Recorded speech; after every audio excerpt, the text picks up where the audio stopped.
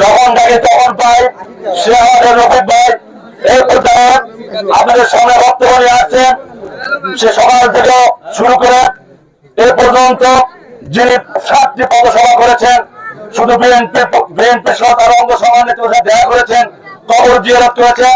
প্রিয় নেতৃবৃন্দ, আপনারা জানেন এই তামিলনাড়ু সরকারকে ছাত্র আন্দোলন এবং বিএনপি পরিবারের মাধ্যমে হটানোর পরে উনি সারা বাংলাদেশে তারেক রহমান যে 31 দফা ঘোষণা করেছেন তারই মেসেজটি পৌঁছে দেওয়ার জন্য আমাদের মাঝে উপস্থিত হয়েছেন বাংলাদেশ জাতীয় দল বিএনপি কেন্দ্রীয় নির্বাহী কমিটির সংগ্রামী সদস্য এবং সাবেক সংসদ সদস্য এবং জেলা বিএনপির সম্মানিত উপদেষ্টা, আমাদের প্রিয় অভিভাবক, আগামীর স্বপ্ন এবং রূপকার জনাব আলহাজ কাজী নজরুল ইসলামকে তার মূল্যবান বক্তব্য রাখার জন্য অনুরোধ করছি।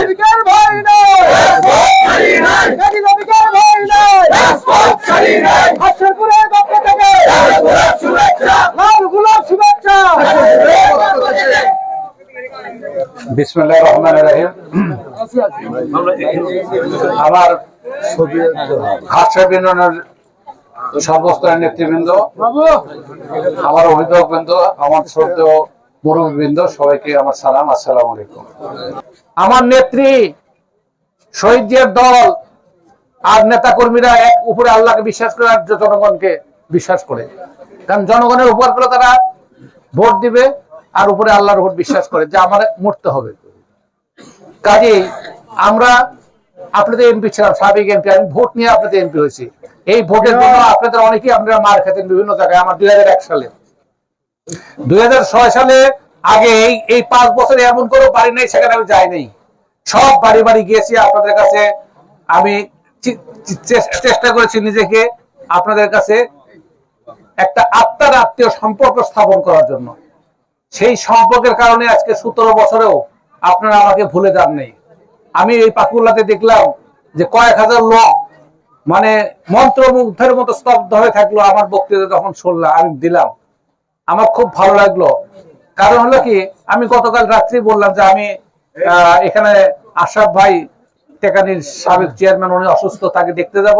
আর আমাদের এখানে একজন চাকরি করতেন, এক সেনাবাহিনী, উনি অবসরপ্রাপ্ত, উনি আমার কোম্পানি চাকরি 17 বছর, ওনাকে কবর জিয়ারত করতে যাব। তা আসার মধ্যে শুনলাম আমার এক নেতা মারা গেছে, তার বাড়িতে গেলাম। আমরা আসলে সারাটা দিনই পরিশ্রম করি সবাই। আজকে আমি তাই আপনাদের সাবেক এমপি হিসেবে আপনাদের পাশে এসে দাঁড়িয়েছি।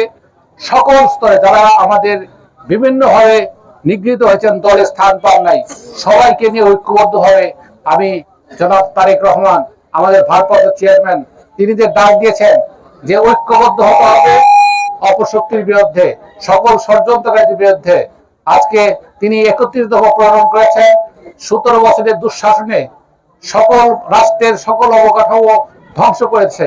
এই ধ্বংসগুলো সেই সংস্কার করার জন্য, মেরামত করার জন্য উনি 31 দফা একটি দাবি, 31 দফার রূপরেখা উনি দাঁড় করিয়েছেন।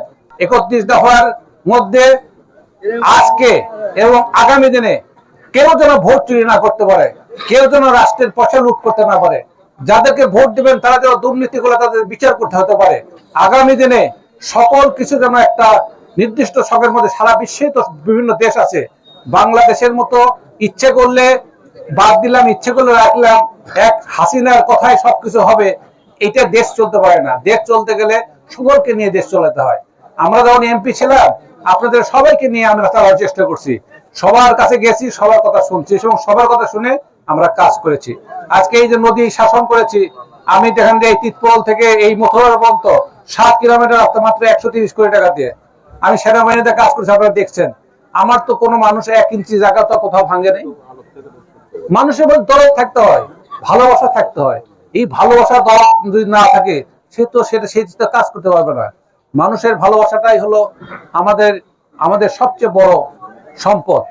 যা আপনাদের সকল সময়ে, আমি এমপি থাকাকালীন সময় থেকে আজ পর্যন্ত যতদিন যত বিপর্যয়, যত দুর্যোগ ছিল, সবসময় আপনাদের পাশে এসেছি।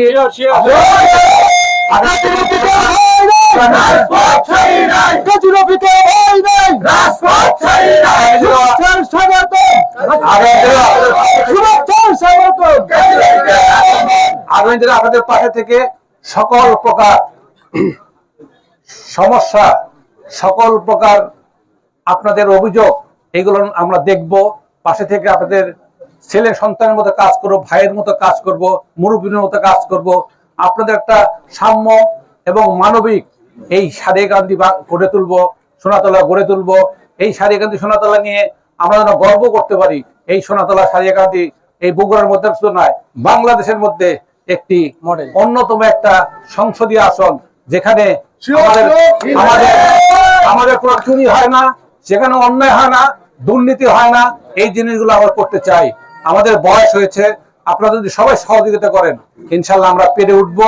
আমরা অবশ্যই তারেক রহমান নির্দেশ মতো সকল কাজ, আপনাদের প্রতিশ্রুত কাজ আমরা করে শেষ করব। এবং আমরা তারেক রহমানকে আপনারা দেখেছেন, তারেক রহমান আমাদের এলাকার প্রতিটি জায়গায় উনি কিন্তু এসেছেন। আপনারা তাকে দেখেছেন না? তারেক রহমান দেখেছেন না? এই যে তারেক রহমান সবার কাছে এসছে, কেন আসছে? উনিও জানে যে এই জনগণকে নিয়ে আমাদের চলতে হবে, যেটা শহীদ রাষ্ট্রপতি জিয়াউর রহমান করেছেন। উনি সারা বাংলাদেশ ঘুরে বেড়েছেন হেঁটে হেঁটে, সারা বাংলাদেশের মানুষকে সাথে পরিচিত হয়েছেন।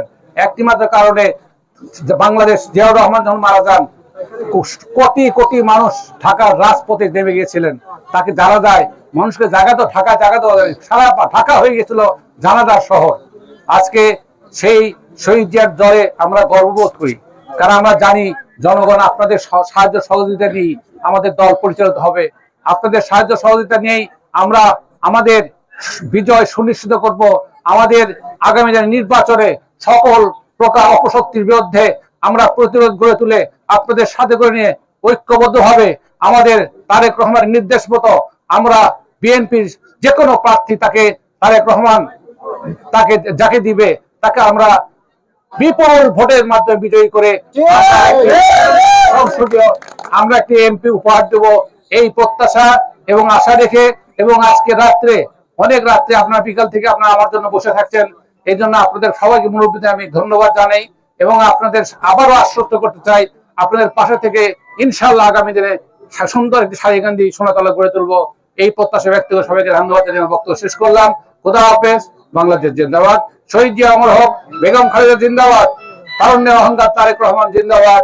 জিন্দাবাদ।